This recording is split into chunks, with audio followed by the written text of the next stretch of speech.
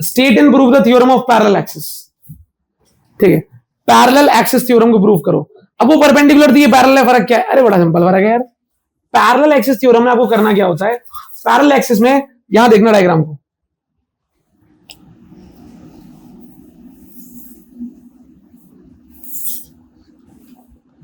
आपके पास एक शीट दे रखी है आपको, लेमिना।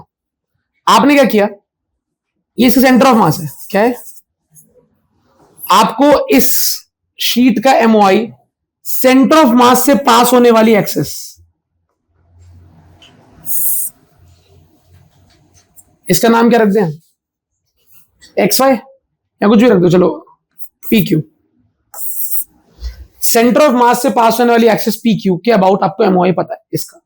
ठीक है, तो मुझे पता है कि सेंटर ऑफ मास से जो एक्सिस पास कर रही है उसके अबाउट पी क्यू एक्सिस के लिए इस लेमिना का एमओआई क्या है। पर अब मेरा मन क्या है कि पी क्यू एक्सिस के पैरेलल एक और एक्सिस में ने कंसिडर करी, नाम मान लेते हैं इसका, क्या मानोगे? नाम बता दो इस एक्सिस का, कुछ भी, एक्स वाई तो नहीं ले सकते, ए बी। तो आपको सेंटर ऑफ मास वाली पी क्यू एक्सिस के अबाउट एमओआई पता है, और आपको निकालना है ए बी एक्सिस के अबाउट इसी लेमिना का एमओआई। और दे रखा है क्या कि ए बी और पी क्यू में दूरी कितनी है, डी। क्या दूरी है? इस पूरे लेमिना शीट का टोटल मास कितना है, एम। तो थ्योरम की स्टेटमेंट ये कहती है कि moment of inertia of a lamina about an axis, about an which is parallel to the axis passing through center of। तो अगर आपको AB के अबाउट एमओआई जानना है और PQ वाला एमओआई पता है, सेंटर वाला PQ एमओआई पता है, सेंटर ऑफ मास से पास करने वाली एक्सिस का एमओआई पता है, बस उसके पैरेलल लाइन जो है, इसके पैरेलल में एक और एक्सिस लिए, उसके अबाउट एमओआई निकालना है। तो पैरेलल वाली एक्सिस का MOI is equal to centre of mass वाली लाइन का एमओआई, जो कि पता था मुझे, plus total mass of the lamina, capital M mass है पूरे लेमिना का, into distance between the two axis, कितनी है, का स्क्वायर। तो ये स्टेटमेंट है, ये इसका एक्सप्रेशन है कि अगर आपको ए बी का एमओआई निकालना है, ए बी के अबाउट, तो पी क्यू के अबाउट जो एमओआई है उसमें एम डी स्क्वायर प्लस कर दो, where M is the mass of the lamina, total mass, and D is the distance between centre of mass वाली एक्सिस और जो नई एक्सिस आपने चुनी है उसके बीच की दूरी डी है। ठीक, तो आप एम डी स्क्वायर प्लस कर दोगे इसके एमओआई में, तो उसका एमओआई आ जाएगा। बस डी क्या है, इन दोनों के बीच की दूरी। ऐसा हमें स्टेटमेंट कह रही है। कहते हैं the MOI of a body about any axis, MOI of a body about any axis, A B को बोल रहे हैं any axis, is equal to its MOI about a parallel axis through its centre of mass, is equal to, यानी is equal to the MOI of the lamina about a parallel axis passing through centre of mass, PQ। तो इधर देखो, moment of inertia of a body about any axis is equal to the moment of inertia of the body about a parallel axis passing through, plus, यानी plus the product of the mass of the body m and the square of the perpendicular distance between the two parallel axis, d square. तो इसी फॉर्मूले को इन्होंने अंग्रेजी में लिखा हुआ है, और एमओआई इसके अबाउट निकालना चाहते हो तो सेंटर ऑफ मास वाले एमओआई में एम डी स्क्वायर प्लस कर दो, सेंटर ऑफ मास वाले में एम डी स्क्वायर प्लस करते हो तो किसी भी एक्सिस के अबाउट एमओआई निकाल सकते हो, बशर्ते आपकी नई वाली एक्सिस सेंटर ऑफ मास वाली एक्सिस के पैरेलल हो। तो जिसका एमओआई पता है उसकी मदद से उसकी पैरेलल जितनी भी लाइंस हैं उनका एमओआई निकाल सकते हो। थ्योरम का नाम इसीलिए पड़ा पैरेलल एक्सिस थ्योरम। कैसे करना है भैया, इसमें भी मास लेट करेंगे, क्या लेट करेंगे, मैंने यहां पर एक मास लेट कर लिया, स्मॉल एम, सही है, हाँ हाँ, और ये मास की दूरी मान लेता हूं मैं अपनी सेंटर ऑफ मास से x, कितनी? सही है। सेंटर ऑफ मास से दूरी कितनी है? नहीं आया, नहीं आया, अरे नहीं आया, क्या आ गया? सेंटर ऑफ मास वाली एक्सिस जो है PQ, उससे मेरा पॉइंट कितना दूर है? और जो नई एक्सिस है उससे कितना दूर है? D। अरे अरे x बोल दिया, D बोल दिया। ये जो पॉइंट माना है बालक, M पॉइंट जो माना है, ये जो M पॉइंट लेट किया है बालक, ये M पॉइंट, ये M point centre of mass वाली एक्सिस से कितना दूर है? और जो नई एक्सिस मैंने बनाई है AB, उससे कितना दूर है? D प्लस एक्स या बस x? सेंटर ऑफ मास वाली एक्सिस से कितनी दूरी है? किसकी दूरी? M मास की, जो मैंने लेट किया है। और जो मेरी नई एक्सिस है उससे कितनी दूरी है? पक्का? अच्छा, तो तुमसे अगर ये पूछूं,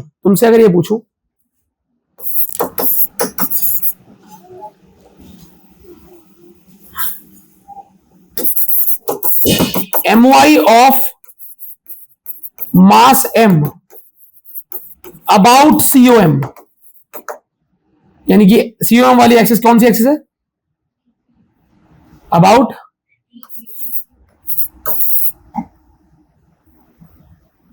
PQ वाली एक्सिस के अबाउट इस M मास का my कितना है? कितना? मास into distance from the axis का स्क्वायर। कितने डिस्टेंस है? तो PQ के अबाउट इस M मास का my निकाल दिया, मास इंटू डिस्टेंस का स्क्वायर। अच्छा, इक्वेशन नंबर, आगे देखो,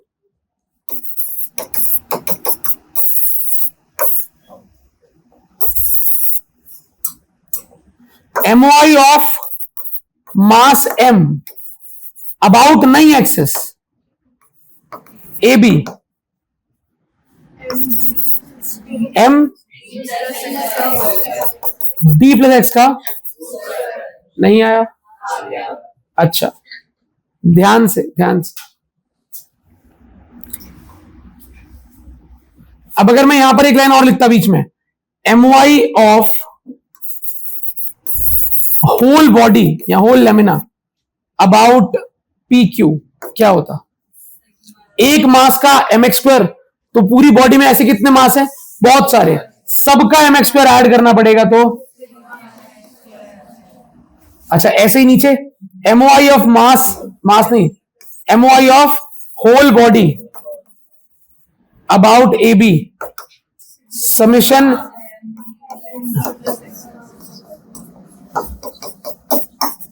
सही है? श्योर? बस हो गया भाई, अब तो क्वेश्चन ही खत्म।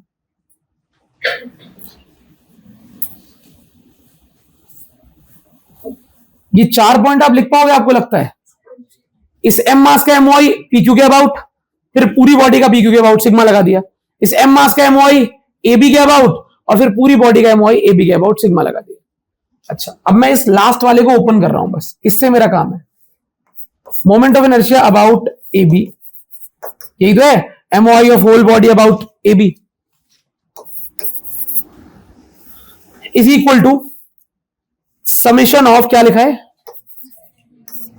ओपन कर दूं, D स्क्वायर प्लस, सही, सिग्मा और M को अंदर ले जाओ, सिग्मा M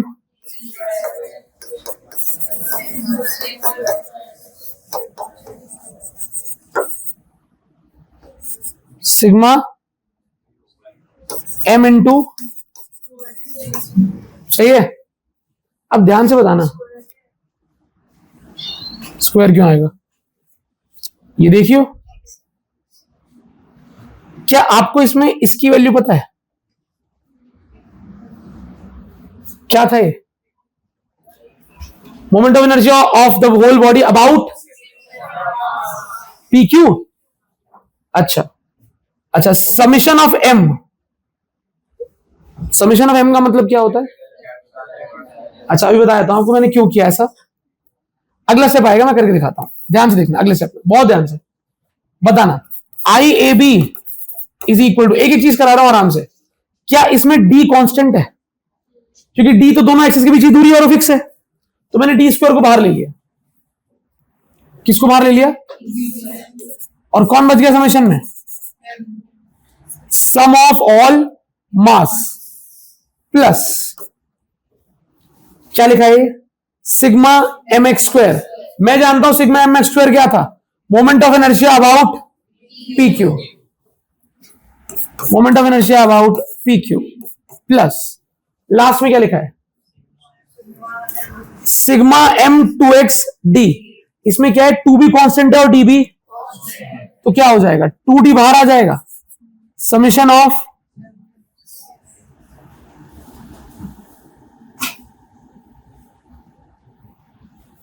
यहां आ जाएगा समेशन ऑफ एम एक्स। हाँ ना बोलो, क्वेश्चन समाप्त होने वाला है। क्या मैं आई पी क्यू को पहले लिख दूं? I P Q plus D square into sum of all masses. सारे मासेस का सम कैपिटल एम नहीं होगा, यही तो टोटल शीट का मास है, क्योंकि डी स्क्वायर तो बाहर आ गया। इसका अर्थ है सारे मासेस का सम। छोटे छोटे सारे एम मास को जोड़ूंगा तो मेरा पूरा कैपिटल एम मास बन जाएगा। तो कैपिटल एम आ गया इसकी जगह, इंटू प्लस में क्या बच गया? ये होता है जीरो, बताऊंगा क्यों अलग से। तो I A B is equal to I P Q plus this is. नहीं आया? क्या आ गया? सबसे पहले मैंने इस एम मास का एम वाई निकाला। कौन सी एक्सिस? P Q. क्या बोल दिया? एम इंटू डिस्टेंस का स्क्वायर। क्या आ गया? M x.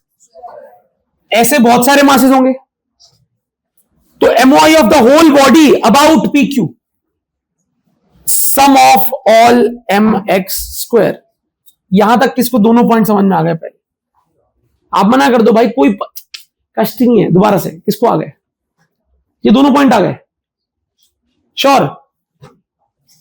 इसके बाद M Y of the mass M, इस छुटके मास का एम वाई ए बी के about, A B X plus D distance है, तो M into X plus D का स्क्वायर। अगर ऐसे बहुत सारे मास हैं तो summation M Y of whole body about A B, A B के अबाउट सारी बॉडी जो है, पूरी की पूरी जो बॉडी है, उसका एम वाई क्या होगा? ऐसे सारे के सारे M D plus X square को ऐड करना पड़ेगा, तो summation of M D plus X का स्क्वायर। अब ये दोनों जिसको समझ में नहीं आया वो हाथ ऊपर करो। नहीं आए भाई, डिस्टेंस का स्क्वायर है, हमने होल स्क्वायर कुछ नहीं किया। आप बताओ इस एम मास और इस एक्सिस में, ए बी एक्सिस में, ये कितनी दूरी है? तो मैं डिस्टेंस कितनी है? D plus X. M Y क्या होता है? मास इंटू डिस्टेंस का स्क्वायर, तो डी प्लस स्क्वायर कर दिया मैंने। इंडिविजुअल स्क्वायर थोड़ा करूंगा डी स्क्वायर और एक्स स्क्वायर, मैं तो होल स्क्वायर ही करेंगे हम तो। Mass into distance between axis and point का स्क्वायर। इस पॉइंट मास का मास एम है और डिस्टेंस है एक्स प्लस डी, तो मास इंटू डिस्टेंस का स्क्वायर कर दिया, मास इंटू डिस्टेंस का स्क्वायर। ये एक मास के लिए था, और जब होल बॉडी करा तो समेशन लगा दिया। आया नहीं आया? अभी दोबारा पूछ रहा हूं, आखिरी के दो पॉइंट किस समझ में नहीं आए?